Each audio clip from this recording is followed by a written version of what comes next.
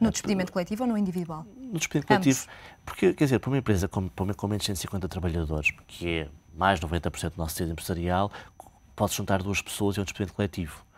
Portanto, isto foi altamente simplificado e, portanto, o despedimento coletivo hoje em dia corresponde a cotas que está associado ao número de trabalhadores.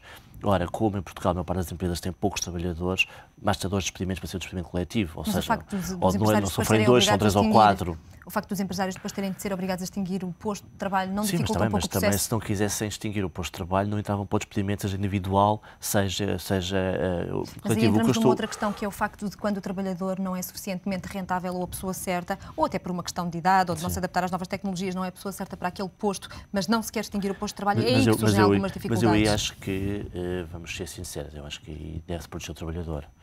No sentido que se deve dar oportunidades. Uma coisa é, obviamente, a empresa estar em dificuldades e para sobreviver, para salvar, imaginemos 100 postos de trabalho, tem de despedir 3 ou 4 pessoas, aí estamos de acordo. Às vezes é preciso este tipo de ações e é preciso aqui um mecanismo para que isso seja rápido, mas eu acho que o despedimento coletivo, até porque no despedimento coletivo está tipificado o tipo de indemnização que tem que se dar, portanto, tudo aí está estipulado. Em relação às indemnizações em Portugal, são acima da média? Em alguns casos são acima da média, mas lá está, eu acho que há outras formas de funcionar isso. Eu acho que antes de entrarmos nesse ponto, e aí claramente tem que haver uma proteção dos trabalhadores, até porque, isto é preciso dizê-lo com toda a frontalidade, a cultura dos nossos empresários não é propriamente uma cultura de colaboração e, portanto, acho que enquanto esta cultura e esta mentalidade não for mudada, acho que ela deve proteger os trabalhadores. No entanto, parece haver agora um consenso generalizado, pelo menos entre os partidos nem tanto, haverá entre os parceiros sociais de que é preciso mudar aqui o Código Laboral ou pelo menos aprofundar o Código Laboral. É um consenso. No entanto, os partidos continuam muito preocupados. Porquê que continuam preocupados se já disse que não ia mexer na lei dos despedimentos? Pois, eu acho que a questão, mas deixa-me só terminar, eu acho que a questão é que nesta lei laboral há muita coisa para mexer que não na questão dos despedimentos. Esse aqui é o ponto, ou seja, eu acho que na questão dos despedimentos pode-se mexer aqui alguma coisa, nomeadamente no tal custo das indemnizações para aproximar da média europeia. E resolve-se, dá-se aqui um sinal político, digamos assim, mas eu acho que essa não é a questão. A questão onde a nossa lei é muito rígida é naquilo que é chamada a flexibilidade. Ou seja, em Portugal não se consegue passar um trabalhador de Lisboa para o Porto. Vamos ser, uma empresa que tenha funcionários em Lisboa e para o Porto, se o funcionário não quiser ir, é a velha questão da mobilidade. A dificuldade que é o empregador passar um colaborador, coisa, por exemplo, vamos aos Estados Unidos, que é aquele país fantástico, como nós vemos nos filmes, passam de Nova Iorque para Filadélfia, de Filadélfia para a Califórnia, de um dia para o outro e não há qualquer problema. Em Portugal isso é impossível. Essa é a primeira questão. A segunda, a flexibilidade de horários. Vamos para a área industrial, onde, apesar de tudo, as coisas até funcionam um bocadinho melhor, mas a verdade é que na área dos serviços, por exemplo, a flexibilidade de horários é uma coisa complicadíssima de se fazer. E, as histórias que há em vários setores de complicações que depois oneram muitas empresas, porque assim que sai daquele horário rígido passa a ser horas extraordinárias, que são pagas muito acima. E, portanto, aqui sim há muito trabalho a fazer. Mais do que na questão do despedimento, porque aí, como continuo a dizer, enquanto haver este tipo de empresários com este tipo de cultura, é preciso proteger os trabalhadores.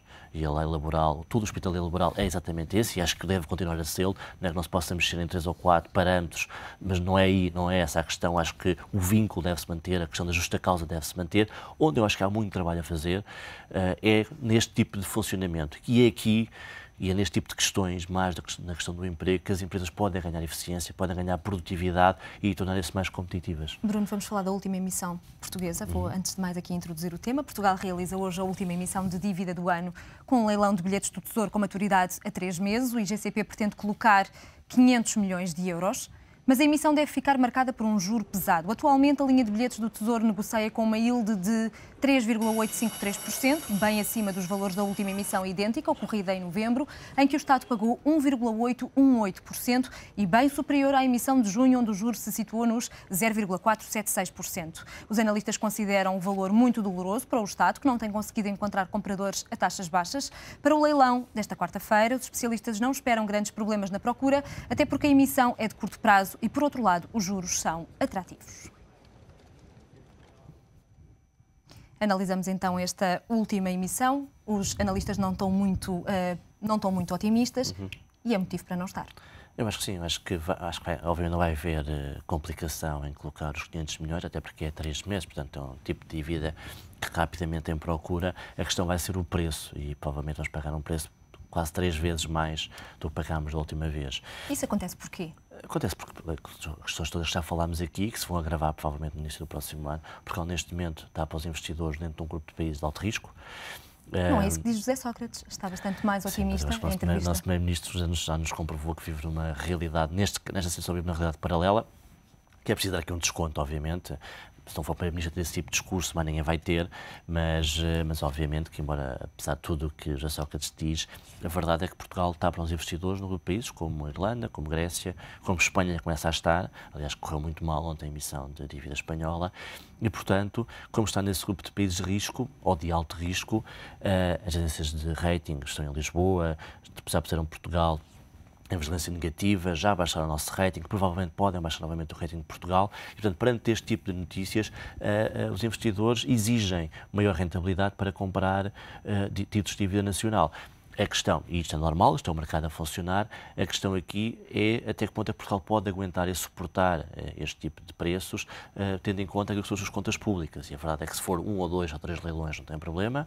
Se começar a ser um novo patamar de custo da dívida portuguesa, aí obviamente não é sustentável. Estes 6% em que a dívida tem estado, mais ou menos os juros têm estado em torno de 6%, bastante abaixo dos 7,5%, é insustentável ainda assim. Se for o valor, se passar a ser o valor médio das nossas emissões, obviamente, é insustentável, claramente, para a economia portuguesa, e daí se compreende que Teixeira dos Santos tenha a fazer este esforço por arranjar investidores menos convencionais, nomeadamente chineses, já se foram os timorenses, no Brasil, porque é uma forma... que venham a estar nos próximos leilões, não digo no leilão 2, mas eu acho que eles vão estar nos próximos ano. leilões e se calhar até vão reforçar alguma da sua exposição à dívida portuguesa. Eu acho é que não vai ser suficiente para resolver a questão nacional. A questão nacional vai se resolver de duas maneiras. A bem ou a mal. A bem é fecha-se um ano com a boa execução orçamental, os primeiros 3 meses do próximo ano correm bem e, portanto, em abril as coisas começam a normalizar também com a ajuda do BCE, ou a mal, que é com a entrada do FMI, com a pedido de ajuda externa, e, portanto, uma das duas situações vai ter que acontecer nos próximos meses. Por falar em FMI, o FMI está por cá, pela segunda vez. O que é que vieram cá fazer desta vez? Está numa... Ainda não é... desta vez que... Ainda não é desta vez que vamos. Exatamente. Não, o FMI está cá numa coisa que é normal, que são as consultas junto do Governo e dos analistas e de economistas para fazer aquilo que é chamado o artigo 4º do FMI, que é o relatório anual sobre as várias economias, os vários países que pertencem ao fundo. E, portanto, é esse tipo de reuniões normais que o FMI cá está. Portanto, não há motivo para ter alarme nesse sentido. Portanto, são reuniões normais. Não tem... O que é que se espera da emissão? Amanhã é mais um teste espanhol. Ontem os juros ficaram bastante pressionados. O que é que se espera amanhã? Uma dívida de longo prazo, 10, 15 anos, entre 2 a 3 mil milhões de euros. Vamos ver os valores. Se forem valores na ordem dos 5%, como foram ontem, são valores muito altos para uma economia como a espanhola. Aliás, Portugal está a pagar 6, 7, portanto, sendo que é uma economia que é 1/5 da espanhola. Eu acho que aqui a Espanha claramente entrou no radar dos países de preocupação. E essa é a questão quase geoestratégica de Portugal, não é? E aí é, no fundo, o cisma que existe neste momento na Europa. Há quem defenda que Portugal tem que ser salvo já, precisamente, para evitar a Espanha, naquela tal operação do músculo em que se junta Portugal e a Irlanda para provar que a Europa tem capacidade, músculo, vontade política de salvar países e, portanto, vale a pena atacar a Espanha. Há quem tenha exatamente a teoria contrária, que é se salvarmos já Portugal, a Espanha é, inevitavelmente, o país a seguir no dominó. E, portanto, neste momento, acho que não há ainda um consenso europeu. Para já, temos visto uma coisa que é o BCE a atuar massivamente no mercado, não só com as assistências de liquidez aos bancos, mas começou a comprar, de facto, massivamente dívida pública. Aliás, foi por causa disso que os juros da dívida portuguesa têm vindo a baixar. Portanto, é aqui um efeito de ilusão. Portanto, não nos convencemos que a situação Afinal, ficou resolvida. Não são os credores que estão a entender melhor e estão a reconhecer que Portugal está a fazer um esforço na consolidação orçamental. Nada disso. É basicamente o BCE a comprar, no mercado secundário, e é isso que está a fazer baixar, não tem nada a ver com os credores de repente acharem que Portugal é um país fantástico. Bruno, apenas uma antecipação para o Conselho Europeu. Agora, acho que esta é a questão que vai ter em cima da mesa. É esta a questão que vai ter. Ou seja, para Portugal é convencermos os nossos colegas europeus, nomeadamente a Alemanha, ou principalmente a Alemanha, de que estamos a fazer um esforço na consolidação orçamental, porque isso vai ser importante para convencer a Merkel que, caso Portugal precise de ajuda, convencê-la que pode ajudar Portugal e que deve ajudar Portugal. Em termos europeus, é esta a questão de como é que se vai resolver o funcionamento da economia europeia para evitar que o euro esteja sob ataque, como está neste momento. Bruno, muito obrigada por esta análise nesta manhã. Foi então a análise de Bruno Proença, diretor executivo do Diário Económico, neste Destaque Económico de quarta-feira, dia 15 de dezembro.